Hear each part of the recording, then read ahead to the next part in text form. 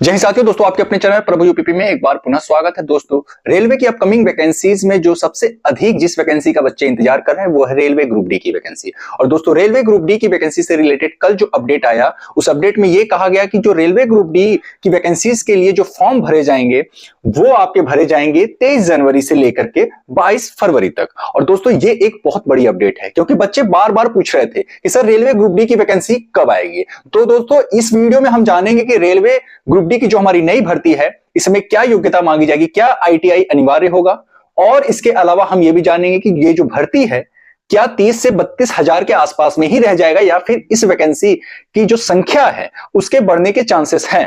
तो दोस्तों बने रहे वीडियो के अंत तक क्योंकि ये वीडियो आपके लिए बहुत ज्यादा यूजफुल रहने वाला है। दोस्तों वीडियो में आगे बढ़ने से पहले मैं आपको बता दूं, आप किसी भी कॉम्पिटिटिव एग्जाम की तैयारी कर रहे हो, फिर चाहे वो एसएससी हो गया, रेलवे हो गया या फिर किसी भी स्टेट एग्जाम की बात करें, तो दोस्तों मॉक टेस्ट आपके सिलेक्शन में अहम भूमिका निभाता है। मॉक टेस्ट के साथ साथ क्वेश्चंस का जो लेवल है वो कैसा रहता है किसी भी परीक्षा में, ये आपको पता चलता है पीवाईक्यू से। तो दोस्तों टेक्स्ट बुक आपको दोनों ही चीजें जो है प्रोवाइड कराता है। इसके अलावा बहुत सारे बच्चों के जो है कोई एक विशेष जो सब्जेक्ट है वो वीक होता है, तो आपके लिए टेक्स्ट बुक जो है सेक्शनल टेस्ट भी लेकर के आता है। जैसे आप चाहो तो केवल मैथ के क्वेश्चंस को सॉल्व कर सकते हो, आप चाहो तो केवल रीजनिंग के क्वेश्चंस को सॉल्व कर सकते हो। तो ये सारी चीजें आपको टेक्स्ट बुक पर प्राप्त होती हैं। दोस्तों इसके अलावा जो टेक्स्ट बुक का ईयरली पास प्रो है उससे आपको 800 प्लस एग्जाम्स की रीच मिल जाती है जो कि आपको 12 भाषाओं में प्राप्त होती है। दोस्तों इसी के साथ ही आपको एक छोटी सी जानकारी देना चाहूंगा कि 28 दिसंबर से लेकर के 31 दिसंबर तक टेक्स्ट बुक आपके लिए बहुत बड़ा ऑफर रिवील करने जा रहा है। दोस्तों 28 दिसंबर से इस ऑफर का प्रारंभ होगा। दोस्तों ये ऑफर जो है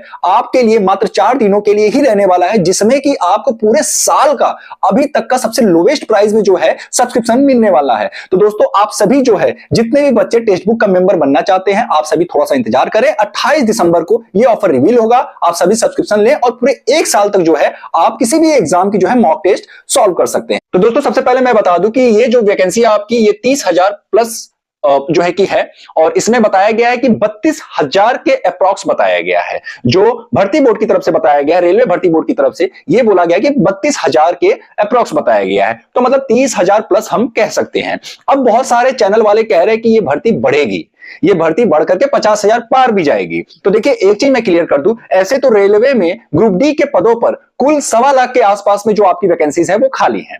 लेकिन एक चीज और ध्यान देने वाली बात है, माननीय रेलवे मंत्री जी ने साफ स्पष्ट तौर पे यह बात कह दिया था कि रेलवे में अब हर साल भर्तियां निकाली जाएगी, भले ही थोड़ी थोड़ी वैकेंसी निकाली जाए लेकिन हर साल आपको भर्तियां देखने को मिलेगी, ताकि बच्चों को जो है हर साल एक अपॉर्चुनिटी मिले रेलवे में ज्वाइन होने का। तो दोस्तों अगर आप ये सोच रहे हो कि आपको एक ही बार में जो है 50-60 हजार भर्ती देखने को मिलेगी, तो कहीं ना कहीं जो है मेरे हिसाब से यह मुमकिन नहीं लग रहा है। क्योंकि अगर आप देखो तो रेलवे ने इस बार आपका एएलपी आरपीएफएसआई टेक्नीशियन के एग्जाम्स कराने के बाद एक और वैकेंसीज के शेड्यूल जो है जारी कर दिए हैं, यानी कि 2025 में भी आपके एएलपी टेक्नीशियन और आरपीएफएसआई जैसी भर्तियां जो है निकलेंगी।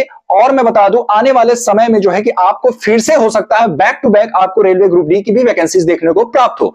तो इतना मान करके चले कि जो आपकी वैकेंसी है वो 30,000 से लेकर के 40,000 के बीच में आने की पूरी संभावना है। अब बात कर लेते हैं दोस्तों योग्यता की। बच्चों के मन में जो सबसे ज्यादा डाउट्स है वो योग्यता को लेकर के है कि क्या सर केवल 10वीं पास पे ही ये वैकेंसी निकलेगी, क्या इसमें आईटीआई भी अनिवार्य किया जाएगा। तो देखिए रेलवे ग्रुप डी में बहुत सारी पोस्टें हैं, अलग अलग पोस्ट के लिए अलग अलग जो है योग्यता निकाली जाएगी। जैसे कुछ पोस्ट के लिए केवल 10वीं पास पे ही जो है कि आप आवेदन कर सकते हैं, वही बात करें कुछ ऐसे भी पोस्टें होंगी जहां पे आपका आईटीआई जो है अनिवार्य होगा। ठीक है, जैसे उसमें जो इलेक्ट्रीशियन वगैरह के जो पद होते हैं ना, उसमें जो है आपका आईटीआई अनिवार्य जो है रहना होगा। ठीक है, अब ध्यान दीजिएगा फॉर्म फीस की बात कर लेते हैं। तो फॉर्म फीस देखिए 500 रुपए जो होगा वो होगा अनरिजर्व कैटेगरी, ओबीसी और ईडब्ल्यूएस कैटेगरी के लिए। वहीं जो 250 रुपए फीस है वो फीमेल्स सारी कैटेगरी की महिलाओं के लिए मात्र 250 रुपए ही फीस होगा। ठीक है, एससी और एसटी कैटेगरी के बच्चों के लिए भी 250 रुपए जो है फीस रखा गया है। ठीक है, ये तो रही बात फीस की। अब बात कर लेते हैं फॉर्म कब से कब तक भरा जाएगा। फॉर्म आपका 23 जनवरी से भरा जाएगा और ये 22 फरवरी रात्रि 11:59 तक जो है ये फॉर्म आपका भरा जाएगा। अब बात आती है दोस्तों, जब हमने एलिजिबिलिटी की बात कर ली तो एज काउंटिंग एक रह गया है। एज काउंटिंग की बात कर लेते हैं। एज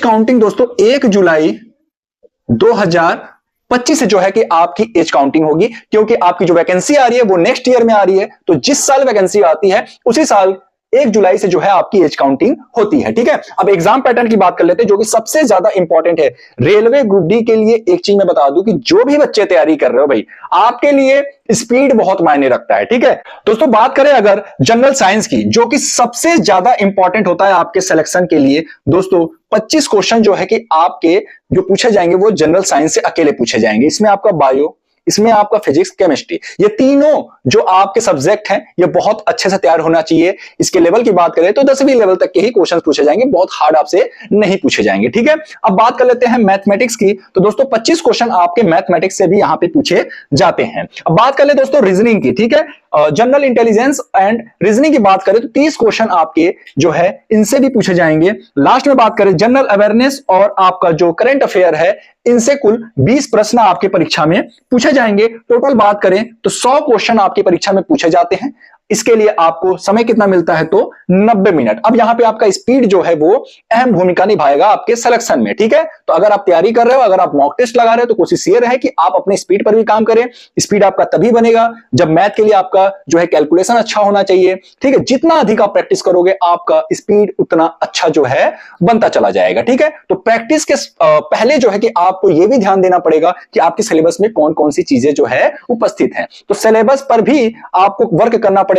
जब तक आप सिलेबस को कंप्लीट नहीं करोगे तब तक आपका स्पीड भी नहीं बनेगा। ठीक है, तो दोस्तों अभी आपके पास पर्याप्त समय है, क्योंकि अभी 22 फरवरी तक तो आपका फॉर्म ही भरा जाएगा। यानी कि बात करें पूरा फरवरी जो है आपको अभी जो है एग्जाम के लिए नहीं सोचना है। एग्जाम आपका मान करके चलिए कि जो एग्जाम डेट इसका होगा वो मई जून तक ही जाएगा। ठीक है, उसके पहले होने के चांसेस बिल्कुल भी नहीं है। बात करें दोस्तों अंत में हम सैलरी की अगर बात कर ले, जो कि आप जानते हो कि ये एक सबसे बड़ा मोटिवेशन होता है किसी भी एग्जाम्स के लिए। तो दोस्तों सैलरी की बात करें तो जो रेलवे ग्रुप डी की सैलरी है, सबसे पहले बात कर लें इसके बेसिक पे की। बेसिक पे, तो दोस्तों इसका जो बेसिक पे है यानी कि जो मूल वेतन है वो है 18,000।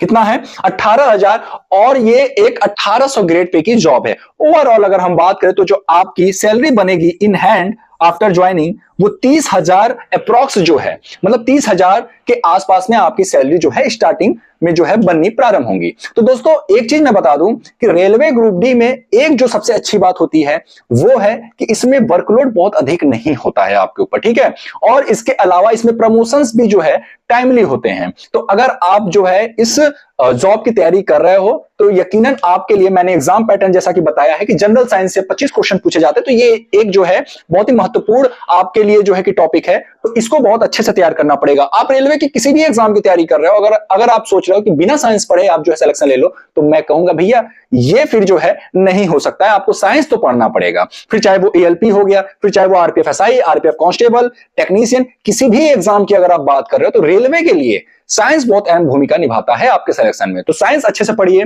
मैथमेटिक्स और आपका जो रीजनिंग है ये प्रैक्टिस वाली चीजें हैं। अधिक से अधिक इसका सेक्शनल टेस्ट भी लगाते रहे, और जैसा कि मैंने आपको बता ही दिया कि टेक्स्ट बुक पे हर एक चीज अवेलेबल है, सेक्शनल टेस्ट और उसके बाद इनका खुद का बनाया हुआ मॉक टेस्ट, और फिर उसके बाद जो है पीवाईक्यू, सारा कुछ जो है आपको टेक्स्ट बुक पर प्राप्त होता है। तो दोस्तों उम्मीद करता हूं कि ये वीडियो आपको पसंद आएगा। वीडियो कैसा लगा नीचे कमेंट बॉक्स में लिखकर जरूर बताएं। दोस्तों इसी तरह के और अपडेट्स के लिए हमारे चैनल को अभी सब्सक्राइब करें। दोस्तों फिर मिलते हैं किसी अन्य वीडियो के साथ, तब तक के लिए जय हिंद, जय भारत।